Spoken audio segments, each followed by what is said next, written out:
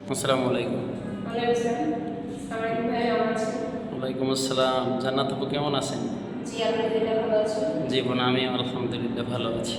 জি, আপনার গল্প শুনতে শুনতে আসলে আমি কেমন জানি একটু মানে কেমন হতাশার মধ্যে পড়ে গেলাম যে আসলে মানুষ এরকমের নির্মম কীভাবে হতে পারে।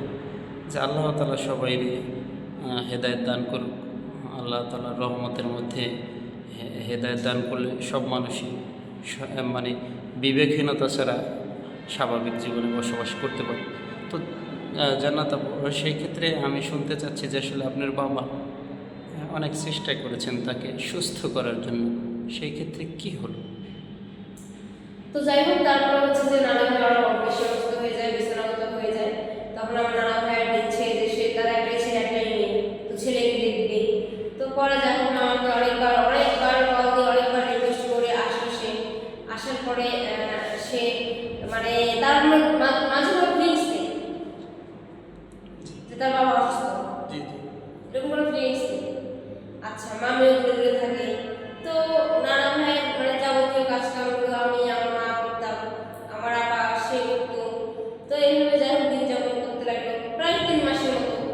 আমার নানা ভাই এভাবে থাকে অসুস্থ হয়ে। তো একবারে বিছানাগত যখন হয় তখন সর্বোচ্চ 1 মাস। জি। তো 1 মাস পর আমার নানা ভাই যখন মারা যায়, তখন হচ্ছে যে আমার আম্মা, তখন আমার মামা আসে, মামি আসে কান্নাকাটি করে। তখন আমার মা এমনিতেই শান্ত স্বভাবের। আমার মা শত অন্যায় করলেও চুপ করে থাকার মানুষ, মানে এরকম ঝগড়াঝাটি করবে বা সিনক্রেট করবে এরকম আমার মা আসলে এই পর্যন্ত এরকম দেখিনি। এরকমের কোনো মুভমেন্ট তাদের মধ্যে ছিল না বা নেই। তো পরে যাই হোক আমি তখন বললাম যে এখন নাটক করার কি দরকার আছে? এখন যে কান্নাকাটি করে একটা মানুষ লোক দেখাই দিছো যে তোমাদের অনেক মায়া মহব্বত আমার নানার উপর, তোমরা একজন আমার নানার উপর পারো। স্পর্শ করবেন। একজনও আমার নানা ভাইয়ের উপর পারো। জি জি। আমার নানা ভাইয়ের যত যাবতীয় কাজ কাম আমরা সব নিজেরা করছি। এগুলো ছেলে হিসেবে তোমার দায়িত্ব ছিল না, মামির দায়িত্ব ছিল। আমার মা কোনো পরের বাইক তুলে দিচ্ছে, আমার বাবার কাছে দিয়েছে। ইচ্ছে হলে সে দেখতে যাইতে না হয় যেত না, এরকম সিচুয়েশন এসেছে। কিন্তু ওইখানে আমার বাবাই হচ্ছে নানার ছেলে, আর তুমি হচ্ছে মেয়ের জামাই। তো মেয়ের জামাই মেয়ের জামাই মতো থাকবা। আমার নানা তুমি ডাক করতে পারবা না, ইভেন ওনার মাটিও তুমি দিতে পারবা না। কারণ তোমার মতো কুপুত্র দরকার নেই, সুপুত্র একটা হলেও যথেষ্ট, অর্ধেক হলেও যথেষ্ট। কিন্তু ওই কুপুত্র দরকার নেই যে কুপুত্রের জন্য বাবা অসুস্থ বিছানাগত, তার জন্য তোমার 1 টাকা পাঠায়নি। জি। এটা বলছে। বলার পর এখন আমার মা বলতেছে তুমি কি অনেক বড় হয়ে গেছো? তো এই বড় না হওয়ার মতো কি আছে? তুমি কি খুব ভালো কাজ করছো? তোমার সাথে মায়ের মতো সম্মান দিচ্ছি, তাতে তুমি কি করছো?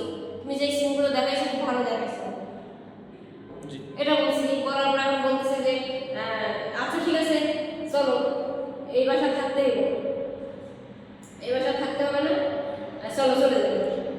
ওই ক্ষেত্রে তার বাবাকে দাফন না দিয়ে চলে গেল। হ্যাঁ, চলে গেল। চলে যাওয়ার পর তখন হচ্ছে যে আমার নানা ভাইকে আমাদের সমাজের মানুষ বা আমাদের পাড়ার মানুষ সবাইকে নিয়ে দাফন কাফন করা হলো, দাফন কাফন করলো। তো 3 দিনের দিন যে খাওয়ায় আমাদের, হ্যাঁ, মানে যারা যারা যারা শরীর হয়েছিল তাদেরকে যে খাওয়ায়, সেই খাওয়ানোর দিন আর কি। খাওয়ানোর দিনে তার আগের দিন রাতের বেলা আসছে, আয়সা বলতেছে যা খাওয়া হয়েছে, তো এখন হয়েছে যে কত টাকা খরচ ছিল মানুষ খাওয়াতে, আর কি খাওয়াবে? তাহলে সে অনুযায়ী টাকা দিয়েছে, এটা বলবো। তখন আমার আম্মার সাথে একটা কথাই বলছে যে বাবারে যদি এত টাকা চিকিৎসা করতে পারি, বাবারে যদি এত কিছু করতে পারি, দাফন কাফন করতে পারি, ইভেন নিজের যদি জায়গা করে যদি বাবারে মাটি দিতে পারি, তো এই যে যারা শরীর পিছিয়ে যে মানুষগুলো, এই মানুষগুলোরে খাওয়া দেবো, এরকম বলে। তো বলার পর তখন হচ্ছে যে আমার মামি বলে যে এত অহংকার করো না। তো আমার আম্মা বলতেছে অহংকার আমি করলে মানায়, তুমি করলে মানায় না। জীবনভর তুমি অহংকার করে আসছো আমার বাবার সাথে। যখন ইয়াং বয়স ছিল, যখন আমার বাবার হাতে সব কিছু ছিল, তখন তোমার কাছে আমার জানা যাবে। আমি পরবর্তী পর্বে আপনার কথাগুলি শুনবো। সেই ক্ষেত্রে প্রিয় দর্শক, আমাদের এই বোনটির প্রতিবেদনে এসেছে। স্ক্রিনে যে নাম্বারটি দিয়ে থাকবে সেটি হচ্ছে চ্যানেল প্রতিপক্ষের নাম্বার। আমার বোনকে যদি কেউ পেতে চান সেই ক্ষেত্রে স্ক্রিনে দেওয়া নাম্বারে যোগাযোগ করবেন, আমরা আমার বোনের সাথে যোগাযোগ করে দেবো। সেই ক্ষেত্রে সবাই ভালো থাকুন। আসসালামু আলাইকুম।